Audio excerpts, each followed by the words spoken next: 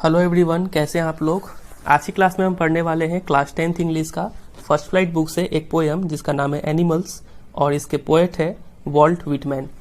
ये पोएम लिया गया है from song of my self in leaves of grass. इसका मतलब है कि यहाँ पे वॉल्ट व्हिटमैन ने एक बुक लिखा था जिस बुक का नाम था लीव्स ऑफ ग्रास। इस बुक में कई सारे पोएम्स थे, उसमें से एक पोएम का नाम था सॉन्ग ऑफ माई सेल्फ। ठीक है, और ये पोएम काफ़ी लंबा पोएम था, तो उसमें से कुछ लाइन्स निकाल के दिया गया है हमें स्टडी करने के लिए। तो इसको स्टडी करने से पहले सबसे पहले थोड़ा सा कुछ लाइंस देखते हैं पोएट के बारे में।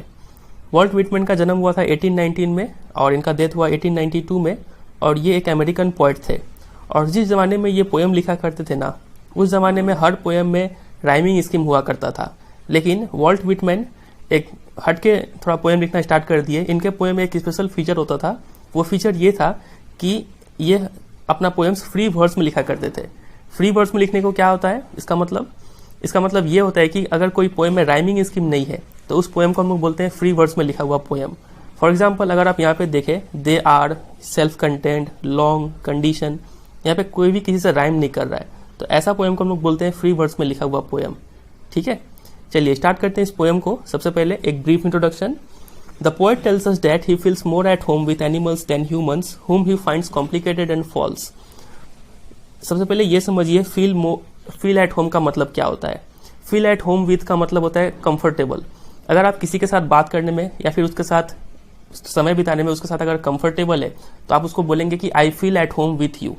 ठीक है, तो यहाँ पे पोएट बोल रहे हैं कि वो एनिमल्स के साथ ज़्यादा फील एट होम महसूस करते हैं कंपेयर टू ह्यूमंस। वो ह्यूमंस जो कॉम्प्लिकेटेड होते हैं, कॉम्प्लेक्स होते हैं, उनको समझना मुश्किल है और फॉल्स होते हैं। फॉल्स मतलब जैसे दिखते हैं वो वैसे होते नहीं है, बाहर से बिहेव कुछ और करेंगे, अंदर से कुछ और होते हैं। लेकिन एनिमल्स में वैसा नहीं है, तो इसीलिए पोएट एनिमल्स से ज़्यादा कंफर्टेबल है कंपेयर टू ह्यूमंस। तो ये था ब्रीफ इंट्रोडक्शन, ऐसा व्यू पॉइंट है पोएट का। चलिए देखते हैं पोएम में क्या लिखा हुआ है। पोएट बोलते हैं, I think I could turn and live with animals, they are so placid and self content. तो पोएट यहाँ पे बोल रहे हैं कि वो यहाँ पे टर्न कर जाएंगे। टर्न करने का मतलब क्या होता है कि वो turn away from the human beings की तरफ से मुड़ के कहाँ मूव कर जाएंगे, वो एनिमल्स की तरफ मूव करेंगे। क्यों? क्योंकि animals are so placid. Placid का मतलब होता है काम, रिलैक्स्ड, शांत। ठीक है, एनिमल्स काफी शांत स्वभाव के होते हैं। And self content, self content का मतलब होता है सेल्फ डिपेंडेंट। वो अपने से ही मतलब रखते हैं, किसी से कोई उनका कोई मतलब नहीं है। तो इसी रीजन से वो पोएट बोलते हैं कि वो ह्यूमन बींग्स के वहां से टर्न अवे करेंगे और मूव करेंगे towards the animals. I stand and look at them long and long. Poet बोलते हैं कि वो एक जगह खड़े होकर एनिमल्स को कई घंटों तक उन्हें देखते रहेंगे और वो थकेंगे नहीं। ठीक है, उनका ऐसा मन करता है। तो अब आगे यहाँ पे बताया गया है 6 रीजंस जिस वजह से पोएट को एनिमल्स इतना पसंद है। यहाँ पे 6 रीजंस दिया गया है, 1 2 3 4 5 6, जिस वजह से पोएट एनिमल्स की तरफ अट्रैक्ट होते हैं। चलिए एक एक करके सबको डिस्कस करते हैं। सबसे पहला रीजन है कि they do not sweat and wine about their condition. Sweat and wine का मतलब होता है कंप्लेन करना। स्वेट का मतलब होता है टू वर्क हार्ड, वाइन का मतलब होता है टू कंप्लेन करना। तो ह्यूमन बींग्स क्या करते हैं, काफ़ी ज़्यादा वर्क हार्ड करते हैं अपने कंडीशन को सुधारने के लिए, ज़िंदगी को बिताने के लिए काफ़ी ज़्यादा मेहनत करते हैं और उसमें पसीना बहाते हैं। और मेहनत करने के बाद वो क्या करते हैं, वाइन का मतलब कंप्लेन करते हैं अपने कंडीशन को लेके कि हम बहुत कष्ट कर रहे हैं। ठीक है, मेरे लाइफ में ये प्रॉब्लम है, वो प्रॉब्लम है। तो ऐसा ह्यूमन बींग्स का नेचर होता है। लेकिन एनिमल्स कभी भी उतना मेहनत नहीं करते हैं और उतना अपना सिचुएशन को लेके कभी कंप्लेन नहीं करते किसी के सामने।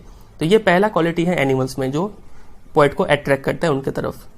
मूव करते हैं दूसरे क्वालिटी पे उनका। दूसरा है they do not lie awake in the dark and weep for their scenes. Dark का मतलब यहाँ पे है नाइट, वीप का मतलब पता ही है रोना, और सीन्स का मतलब कोई गलत काम। ठीक है, तो यहाँ पे बोला गया है कि ह्यूमन बींग्स क्या करते हैं कि अगर लाइफ में कुछ गलत काम कर देते हैं और उस गलत काम के कारण वो रात को देर तक जागते हैं और सारा रात रोते रहते हैं। ठीक है, लेकिन एनिमल्स चूंकि कोई गलत काम नहीं करते हैं इसलिए उनको रात को जागना नहीं पड़ता है उनको, और कभी उनको रोना नहीं पड़ता है। तो ये दूसरा रीजन है जिस वजह से पोएट एनिमल्स की तरफ अट्रैक्टेड है। समझ में आ रहा है? चलिए तीसरे पे मूव करते हैं। तीसरा लिखा हुआ है they do not make me sick discussing their duty to God. Human beings क्या करते हैं, वो हमेशा अपने गॉड की तरफ ड्यूटी को डिस्कस करते रहते हैं। फॉर एग्जाम्पल, कोई इंसान हमेशा बोलते रहता है कि मुझे ये व्रत करना है, मुझे भगवान को ऐसे पूजा करना है, ऐसे नमाज पढ़ना है, इस टाइम को चर्च जाना है। ठीक है, कहीं तीर्थ यात्रा पे जाना है, किसी धाम पे जाना है, कहीं फास्ट करना है। तो ये सब जो ड्यूटी टू द गॉड है ना, ये एनिमल्स में नहीं देखने को मिलता है। और एनिमल्स कभी भी डिस्कस भी नहीं करते हैं दूसरे को कि तुम भी ये सब चीज़ फॉलो करो, और दूसरे को तंग भी नहीं करते हैं। यहाँ पे सिक मतलब तंग करना। तो वही यहाँ पे पोएट बोल रहे हैं कि they do not make me sick discussing their duty to God. अपना गॉड की तरफ ड्यूटी बता बता के किसी पोएट को तंग नहीं करते एनिमल्स। तो ये तीसरा क्वालिटी है एनिमल्स में जो पोएट को अट्रैक्ट करता है। And not one is demented with मतलब सफरिंग फ्रॉम मेंटल इलनेस, कोई मानसिक बीमारी से सफर करना। क्या कौन सा मानसिक बीमारी? The mania of owning things. Mania मतलब मैडनेस, ओनिंग थिंग्स मतलब चीजों को खरीदना। इंसानों में ये एक मानसिक बीमारी है कि वो लोग, उनके सिर पे पागलपन सवार है चीजों को खरीदने का। नया मोबाइल चाहिए, नया मोबाइल मिल गया तो बाइक चाहिए, बाइक मिल गया तो कुछ और चाहिए, ठीक है। तो ह्यूमन बींग्स क्या है, डिससेटिस्फाइड है, हमेशा सेटिस्फाई नहीं रहता है। लेकिन एनिमल्स सब जितना है उतने में खुश है और उनको ये बीमारी से सफर नहीं कर रहे। वो उनको कोई चीज नहीं खरीदता है, जितना है वो उसी में सेटिस्फाइड है। समझ में आ गया ये पॉइंट? चलिए मूव करते हैं 5वें क्वालिटी पे। Not one kneels to another nor to his kind that live thousands of years ago. Kneel का मतलब होता है to bend down and pray. तो पोइट यहाँ पे बोल रहे हैं कि एनिमल कभी भी किसी के सामने झुक कर उसे प्रे नहीं, उससे प्रार्थना नहीं करते हैं, ठीक है। Nor to his kind that live thousands of year ago. To his kind मतलब उसके जैसे एनिमल्स जो हजारों साल पहले जिंदा रहे होंगे, मतलब उसके पूर्वज के सामने भी वो झुक कर कभी प्रार्थना नहीं करते हैं, ठीक है। लेकिन ह्यूमन बींग्स क्या है, अपने पूर्वज का फोटो लगाकर उसके सामने कुछ प्रार्थना करेंगे, ठीक है, कोई सेरेमनी आयोजित करेंगे उनको याद करने के लिए, ठीक है। ऐसा सब कुछ तामझाम एनिमल्स में हमें देखने को नहीं मिलता है। तो ये 5वां क्वालिटी है एनिमल्स का जो पोएट को उनकी तरफ अट्रैक्ट करता है। मूव करते हैं 6ठे और लास्ट क्वालिटी की तरफ। नॉट वन इज रिस्पेक्टेबल और unhappy over the whole earth. ये काफी अच्छा फीचर बताया गया है एनिमल्स में कि यहाँ पे कोई ऐसा नहीं है कि जो ज्यादा रिस्पेक्टेबल है और कोई ऐसा नहीं है कि जो कम रिस्पेक्टेबल है। यहाँ पे सब इक्वल है and unhappy over the whole earth. और यहाँ पे कोई भी ऐसा एनिमल नहीं है जो अनहैप्पी है, सब यहाँ पे खुश है, सब बराबर है, ठीक है, सब इक्वल है यहाँ पे। तो ये था 6 एनिमल्स का जो पोएट को उनकी तरफ अट्रैक्ट करता है। देखते हैं आगे और क्या लिखा हुआ है। So they show their relations to me and I accept them. तो ये सब जो क्वालिटीज है, ये सब जो रिलेशन है, ये सब रिलेशन एनिमल्स पोएट को दिखाते हैं एंड आई एक्सेप्ट देम, ठीक है। और पोएट बोलते हैं कि मुझे ये सब रिलेशन एक्सेप्ट है, मुझे काफी पसंद है ये सब qualities. They bring me tokens of myself, they evince them plainly in their possession. They bring me tokens of myself. Tokens of myself का मतलब होता है ह्यूमन क्वालिटीज, ठीक है। For example kindness, innocence, absence of greed, honesty, self content, happiness, non complaining, satisfied. ये सब कुछ है, ये सबको बोलते हैं ह्यूमन क्वालिटीज या फिर true nature of human beings. किसी भी इंसान में ये सब क्वालिटीज होना चाहिए। तो अब ये सब क्वालिटीज क्या है, एनिमल्स के पास जा चुका है। वो यहाँ पे पोएट बोल रहे हैं कि they bring me tokens of myself, मेरे ही क्वालिटीज वो मुझे वापस दिखा रहे हैं। They evince them plainly in their position. Evince का मतलब टू शो, वो शो कर रहे हैं प्लेनली मतलब सिंपली इन देयर पोजिशंस, कि ये सब क्वालिटीज अब उनके पास है, अब वो लोग पोजेस कर रहे हैं इस चीज को, ठीक है। I wonder where they get those tokens. तो पोएट यहाँ पे सोच रहे हैं कि कहाँ से इन्हें ये सब क्वालिटीज मिल गया, वो क्वालिटीज जो कभी इंसानों के पास हुआ करता था। Did I pass that way huge times ago and negligently drop them.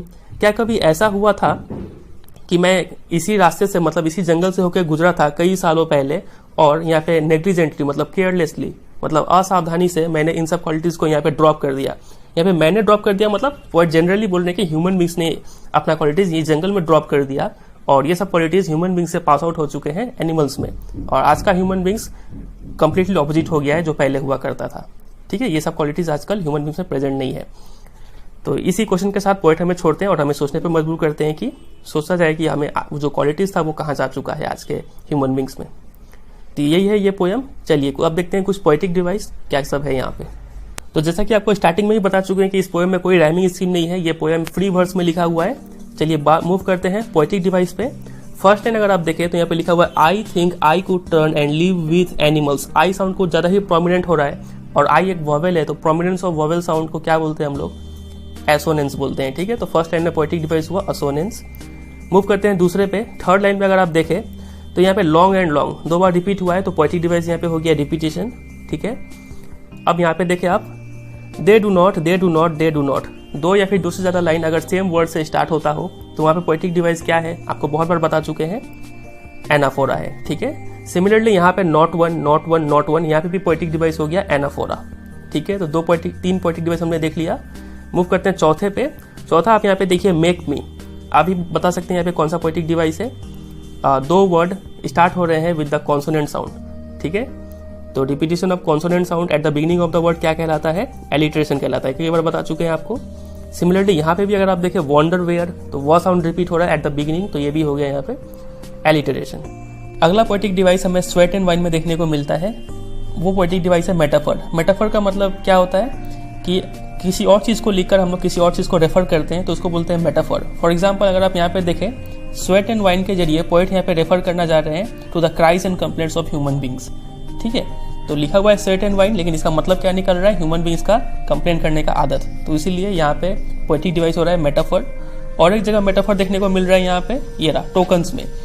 Tokens का मतलब ऐसे होता है सिंबल्स, ठीक है, लेकिन यहाँ पे टोकन्स का मतलब यहाँ पे बताया गया है to the qualities of human beings. Human beings का जो इनर क्वालिटी है उसको यहाँ पे टोकन बताया गया है। तो लिखा हुआ है टोकन, लेकिन मतलब कुछ और निकल रहा है, तो यहाँ पे भी पोएटिक डिवाइस हो गया मेटाफर। तो ये हुआ 5 यहाँ पे पोएटिक डिवाइस। सबसे पहला था असोनेंस, दूसरा हो गया आपका रिपीटेशन, तीसरा हो गया एनाफोरा, यहाँ पर भी एनाफोरा, चौथा हो गया एलिटरेशन, मेक मी में और वंडर मी में, और 5वां हो गया मेटाफर, स्वेट एंड वाइन में और टोकन्स में। उम्मीद करते हैं आपको आज का पोएम